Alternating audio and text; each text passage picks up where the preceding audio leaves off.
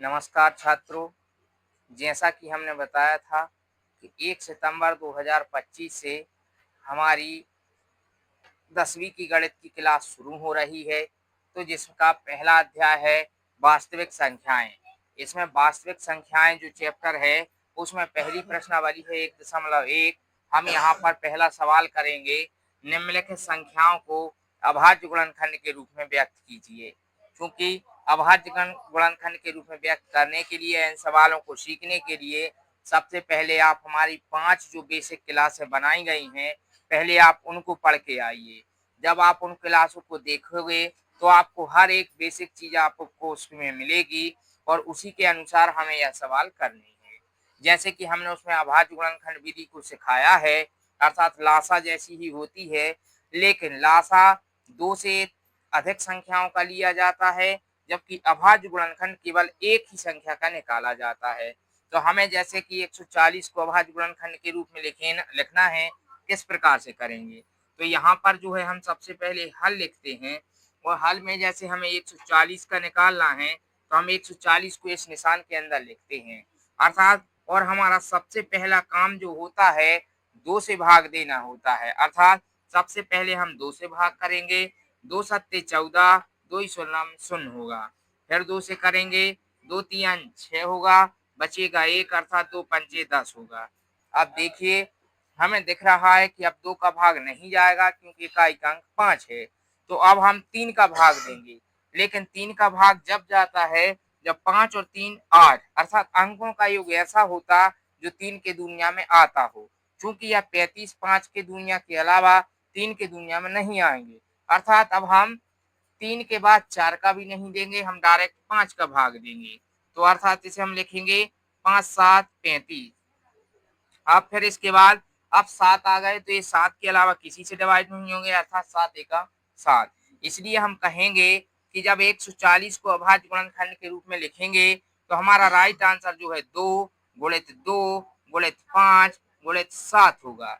अब देखिए चूंकि हमने इसको गुणनफल के रूप में लिख दिया है, और देखें इसमें एक चीज और होती है, जैसे हमने 2 को 2 बार लिखा है तो यहाँ पर हम इसे यहाँ पर 2 के ऊपर पावर की अर्थात 2 की घात लगाकर गुणित 5 गुणित 7 भी लिख सकते हैं। यह जो है हमारा आंसर होगा। हम लिख सकते हैं कि 140 के अभाज्य गुणनखंड जो है 2 के ऊपर 2 की घात गुणित 5 गुणित 7 होंगे। ठीक, आपको समझ में आ गया होगा।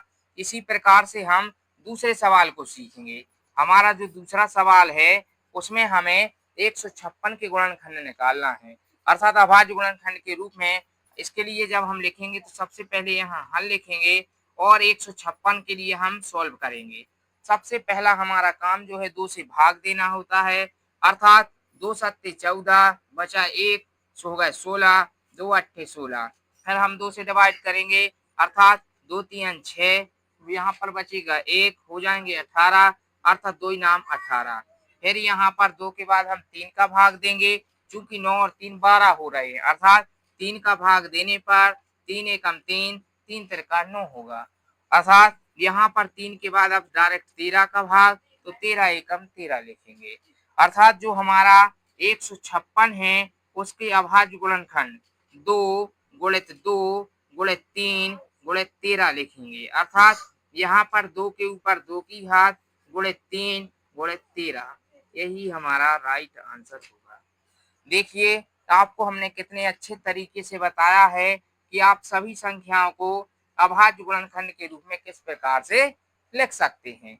यह हमारे 1.1 का पहला सवाल या दूसरा सवाल, और हम इस तीसरे सवाल को भी सीखेंगे। हमारा जो तीसरा सवाल है वो है 38-25। इस प्रकार से सबसे पहले हम 38-25 में भाग देंगे। दिख रहा है हमें चूंकि कि इकाई का अंक 5 है, अर्थात 2 से डिवाइड नहीं होगा, तो हम चेक करेंगे क्या 3 से भाग जाएगा। 3 से भाग देने के लिए सभी अंकों का योग 3 से विभाज्य होना चाहिए, जैसे कि 5 और 2 7, 7 और 8 15, 15 और 3 18, बिल्कुल 3 से विभाज्य हो जाएगा क्योंकि 18 आए हैं। 18 3 से विभाज्य होते हैं तो यह संख्या भी 3 से होगी, जैसे कि 3 एकम 3, 3 दूनी 6, यहाँ पर बचे 2, 3 7 21, यहाँ पर बचा 1, 3 5 15। फिर 3 से भाग देंगे भाग देने पर 3 चौके 12 हो जाएंगे, 3 दूनी 6, 3 पाँचे 15 होंगे। फिर यहाँ पर जब हम भाग देंगे तो हमें दिख रहा है कि 5 और 2 7 और 4 11, 3 से डिवाइड नहीं होंगे, तो यहाँ पर हम 5 से भाग देंगे, अर्थात 5 अट्ठे 40 लिखेंगे। यहाँ पर बचे 2, अर्थात 5 25 हो गए।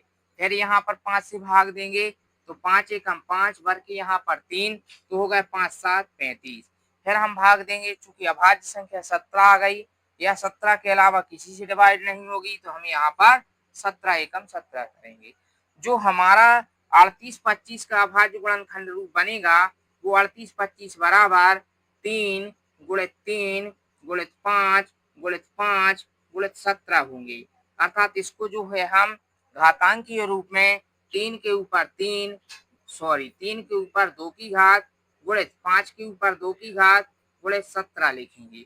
यही हमारा करेक्ट आंसर होगा। देखिए, तो हमने 1.1 के पहले के 3 सवालों को सिखाया है। चूंकि इसमें चौथा सवाल और 5वां सवाल दिया गया है, इसको आप घर से करके प्रैक्टिस करेंगे या सीखेंगे। यह जो सवाल है परीक्षा में आते हमने आपको सिखा दिया है। अब हम दूसरा सवाल देखेंगे, जिसमें हमें एचसीएफ एवं एलसीएम ज्ञात करना है तथा उनकी सत्यता की जांच भी करना है। देखिए किस प्रकार से।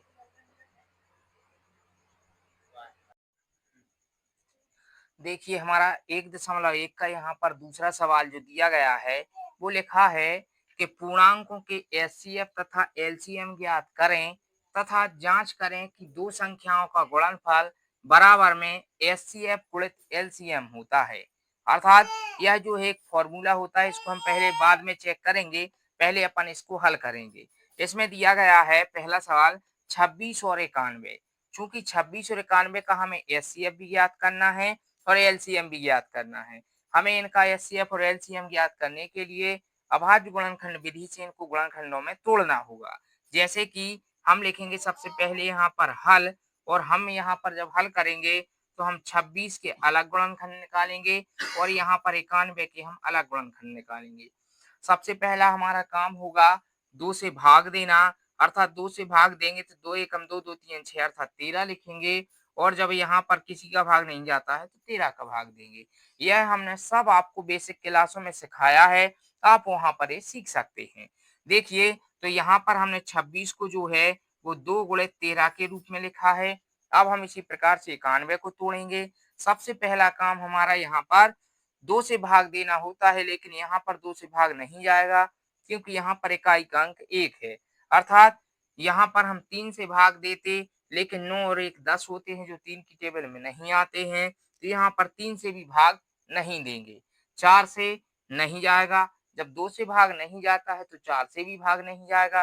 5 से नहीं जाएगा, क्योंकि 5 का भाग देने के लिए इकाई का अंक 0 या 5 होना चाहिए। 6 का भाग भी नहीं जाएगा, यहाँ पर जाएगा डायरेक्ट 7 का भाग। कैसे? 7 एकम 7 होते हैं, भर के 2, तो 7 तिरी 21, अर्थात यहाँ पर डायरेक्ट 13। जब कोई अभाज्य संख्या आती है तो हम उसे डायरेक्ट अभाज्य संख्या के रूप में लिखते हैं। तो यहाँ पर जो हमारा मान होगा वो 91 के लिए जब हम लिखेंगे तो 91 बराबर क्या होंगे? 7 गुणित 13। इसलिए जब हम एचसीएफ निकालेंगे तो एचसीएफ बराबर क्या होगा? हमें इसमें जो समान संख्या दिख रही है वही हमारा एचसीएफ होगा। जैसे कि यहाँ पर 13 लिखे हैं और यहाँ पर 13 लिखे हैं, अर्थात हमारा एचसीएफ जो है 13 होगा। जबकि एलसीएम जो होता है, एलसीएम बराबर इसमें जो संख्या हमें समान दिख रही है और जो डबल है उसको हम केवल एक बार लिखेंगे। जैसे कि 13 यहाँ दिए हैं, 13 यहाँ दिए हैं, एक बार 13 लिखेंगे। अब जो बच जाते हैं उनको हम डायरेक्ट लिख देते, जैसे यहाँ पर 2 बच गए और यहाँ पर 7 बच गए। जब हम इनका गुणा करेंगे तो क्या होगा? 7 दूनी 14 होंगे और 14 का हम 13 में गुणा करेंगे तो 14 ती 42 होंगे, हासिलाई 4 होंगे, और 14 एकम 14 और 4 18, अर्थात कितने होंगे? 182। हमने देखा है हमारा एचसीएफ 13 और एलसीएम 182 आया है। चूंकि हमें इसकी जांच भी करनी है, अर्थात जांच करने के लिए हमें कौन सा सूत्र? दो संख्याओं का गुणनफल बराबर में एचसीएफ गुणित एलसीएम लिखना है। चाहे तो हम जांच यहाँ भी कर सकते हैं, नहीं हम जांच यहीं करेंगे। यहाँ पर हम सूत्र लिखेंगे क्या, पहली संख्या गुणित दूसरी संख्या बराबर में एलसीएम गुणित एचसीएफ। हम इसे आगे पीछे लिख सकते हैं, इससे कोई अंतर नहीं पड़ता है। तो यहाँ पर जब लिखेंगे पहली संख्या हमारी कितनी है 26 गुणित दूसरी संख्या है हमारी यहाँ पर 91 बराबर में एचसीएफ और एलसीएम। तो पहले हम लिखेंगे एलसीएम 182 गुणित यहाँ पर एचसीएम लिखेंगे तो हमारा एचसीएफ होगा जो यहाँ पर 13। अब क्या करना है, हमें इन दोनों को गुणा और इन दोनों का गुणा करके आंसर जो है बराबर दिखाना है। क्या बराबर आएगा, देखिए हम यहाँ पर करेंगे सबसे पहले 13 से गुणा, 13 दूनी 26 होते हैं, हासिलाई 2 होते हैं, 13 पंचे 65, 13 छः 78, 13 सत्ते 91, 13 अट्ठे 104, 104 में 2 जोड़ेंगे तो ये 106 हो जाएंगे। बचे कितने हमारे 10 और 13 एकम 13 और 10 कितने होंगे 23 होंगे। अर्थात हमारा इन दोनों का गुणा यदि 23 66 आ रहा है तो हमारा इन दोनों का भी गुणा 23 66 ही आएगा। आप चाहें तो गुणा करके देख सकते हैं। देखिए हमने लिख दिया है 23 66 बराबर 23 66, अर्थात लिख सकते हैं कि यह सत्यापित है, या फिर हम लिख सकते हैं कि इसकी जांच जो है की गई, अर्थात यह संतुष्ट पाया गया, या हम यहाँ पर लिखेंगे हेंस प्रूव्ड। सत्यापित करने के लिए या चेक करने के लिए हम हेंस प्रूव्ड लिख देते हैं, यही हमारा करेक्ट आंसर होगा। देखिए आज हमने जो है दूसरे के पहले सवाल को करके दिखाया है, इसी टाइप से आप इन सवालों को सीख सकते हैं। ठीक, धन्यवाद। बाकी क्लास हम कल पढ़ेंगे इसके आगे।